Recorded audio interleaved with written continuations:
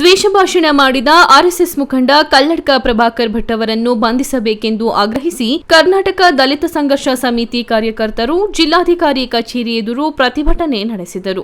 ಜಿಲ್ಲಾಧಿಕಾರಿ ಕಚೇರಿ ಎದುರು ಜಮಾಯಿಸಿದ ಕಾರ್ಯಕರ್ತರು ಮುಸ್ಲಿಂ ಮಹಿಳೆಯರ ವಿರುದ್ಧ ಅವಹೇಳನ ಮಾಡಿರುವ ಕಲ್ಲಡ್ಕ ಪ್ರಭಾಕರ್ ಭಟ್ ಅವರನ್ನು ಬಂಧಿಸಬೇಕೆಂದು ಘೋಷಣೆ ಕೂಗಿದರು. ಈ ವೇಳೆ ಮುಖಂಡರಾದ ಶಿವರಾಜ್ ಮರಳಿಗ, ಮದ್ದೂರು ಶ್ರೀನಿವಾಸ್, ಶಂಕರ್ ನಿಡಘಟ್ಟ ಸೇರಿದಂತೆ ಮತ್ತಿತರರು ಉಪಸ್ಥಿತರಿದ್ದರು. ಮಹಿಳೆಯರ ಬಗ್ಗೆ ಹಗುರವಾಗಿ ಮಾತನಾಡಿರುವ ಕಲ್ಲಡ್ಕ ಪ್ರಭಾಕರ್ ಭಟ್ಗೆ ಹೇಳಿದಿಕ್ಕಾರ.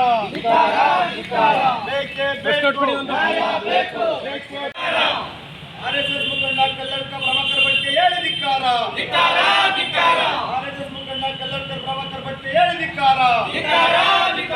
ಮಹಿಳೆಯರ ಬಗ್ಗೆ ಹಗುರವಾಗಿ ಮಾತನಾಡಿರುವ ಪ್ರಭಾಕರನ್ನು ಈ ಕೂಡಲೇ ಬಂಧಿಸಲೇಬೇಕು. ಮಹಿಳೆಯರ ವಿರುದ್ಧವಾಗಿ ಅವಹೇಳನಕಾರಿ ಹೇಳಿಕೆ ನೀಡಿದ ಕಲ್ಲಡ್ಕ ಪ್ರಭಾಕರ್ ಭಟ್ ಅವರನ್ನು ಬಂಧಿಸಲೇಬೇಕು. ಬೇಕೇ ಬೇಕು.